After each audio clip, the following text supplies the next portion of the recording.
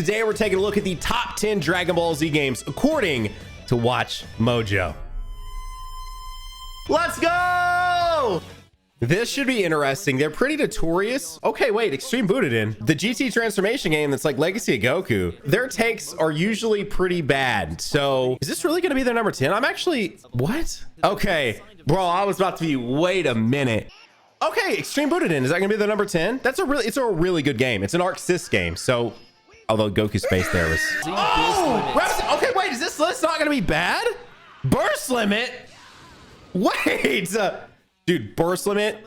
I actually just replied to someone on Twitter the other day, Bruno. Burst Limit needs and deserves a remake and finishes like the actual game. This game, I think, was released too early. Like, I genuinely think they meant to develop the entirety of Z and then it ends just at the Cell Saga and they give us Broly, right? Wow. Yes. Okay, wait, is this gonna be one of the best lists ever? Anyways, if you had asked me, I think the best game ever actually made is Fighters.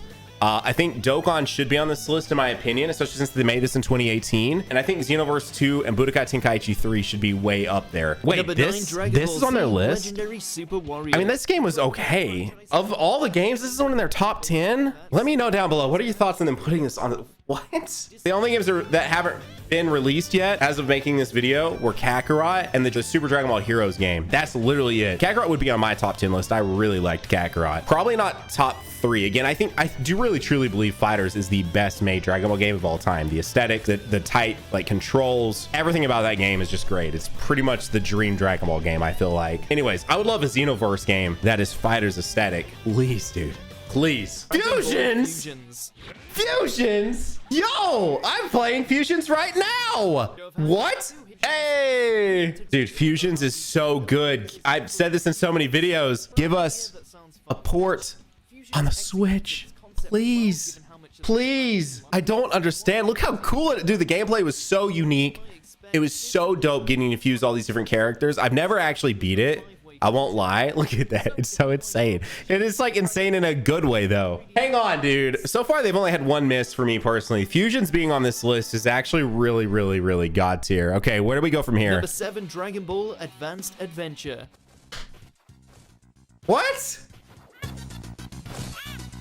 As one of the rock-solid Dragon Ball titles to hit the Game Boy Advance, Advanced Adventure was a platformer beat-em-up that retells... I mean, this is... Okay, wait, this actually is kind of cool. Wait a second. Impressive for a handheld game, as Advanced Adventure was filled to the brim with content. Once you beat the main story, you could play through it again as Krillin, or play through the extra mode, where Goku can play mini games to unlock additional. I never really beat this game. I got this game because I have an issue where I want to own all the Dragon Ball games that have like released, like ever, at least in the US. Number 6, Super Dragon Ball Z. Why are we waste? Okay, this is a waste. This is a waste. There's like 50 plus Dragon Ball games and Super Dragon Ball Z. Okay. The next games better be good. I have a really bad feeling Dokkan is not on this. Listen, I'm not biased. Dude, I love Dokkan. Take away the YouTube, take away all of that. I love Dokkan. I played Dokkan well before I actually made a YouTube channel to cover Dokkan. Dokkan is not going to be on this. Number 5, okay, Z, they actually were scaring me that this was not going to be here. I personally like Boo's Fury more, I think, but I think this is a really good in-between, because if you've ever went back and played Legacy of Goku 1, it's rough. It's a hard game too, by the way. It's actually a hard game. They found their rhythm with 2, and this is so good. Plus, you get the like 32-bit versions of Falconer's OST, which if you're like me, which I think most of you are, and grew up on the Falconer OST, well, I can agree some of like the decisions for some of the choices of the actual dub voice acting or kind of whatever. The Falconer OST, I just can't watch Z without it. It's just not the same for me. It's just not. Like, plain and simple, Falconer's OST is what made so many of those scenes. Number 4, Dragon Ball Z 2. Wait, this is okay. Okay, some very massive omissions right now. I'm beyond blasted by the fact that Raging Blast is just not here at all. Fighters isn't here yet. Fighters has to be here. Budokai 3, any of the Tenkaichi games, and they put Xenoverse 2 at 4. No way! And also, maybe they were trying to not get multiples, like, but Budokai 1 and Budokai 3 are both in my personal top 10, I think, right now, just like off the top of my head. So, Number 3. okay, there it is. Okay, are they gonna put Fighters number 1? I think they might put Fighters number 1. If somehow one of the Tenkaichi games doesn't end up in this, I will be actually upset. Like, actually upset. And my guess is it will be Tenkaichi 3. If you guys watched my video the other day, I said Tenkaichi 2 was my personal favorite of the Tenkaichi series, but I get the appeal for 3, especially with the disc fusion system. But this is like probably my personal favorite game of all time. This is the one I put the most hours into. This one and Budokai 2. I don't think I've ever played a Dragon Ball game more than I played Budokai 3 and Budokai 2. I loved the board of Budokai 2. Like the board system of Budokai 2 was so sick. Number 2, Dragon Ball Z. Budokai okay, so Fighters. It's got to be Fighters.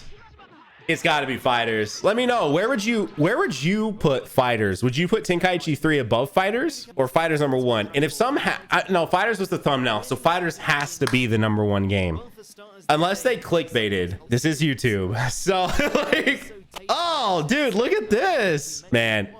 Yeah, dude, the roster alone of Tenkaichi 3 and the aesthetic of Tenkaichi 3, like this looked so good for a PS2 game. PS2 game. There was so much content in this game. We need a bottom, like from the bottom to top HD remake of Budokai Tenkaichi 3. Yep, there it is. There it is. There it is. And I said it. I do truly believe deep down in my core this is the best made Dragon Ball game of all time. Like, we need to give more of the Dragon Ball games to like super established developers and let them create their own vision for a Dragon Ball game, you know, just using the Dragon Ball IP. Like, again, dude, I think if an Insomniac open world like Trunks game set in the like future saga, but like we interact with, dude, I would love for like someone like Insomniac or Rocksteady, who made the Batman Arkham games, to get their hands on the Dragon Ball IP and make something of it with like Trunks as the main character. Open world Trunks. Yes. All right. I don't fully agree, but I can decently respect it. You know, actually, that would be really close to my list, because while I think a lot of people like Xenoverse 2, I don't think I'd put Xenoverse 2 above Tenkaichi 3, Fighters, or Budokai 3 for me personally. Anyways, that's the video. Have a great day. Keep on keeping on. I'll put a link to Watch Mojo down below. See you on the next one. Bye.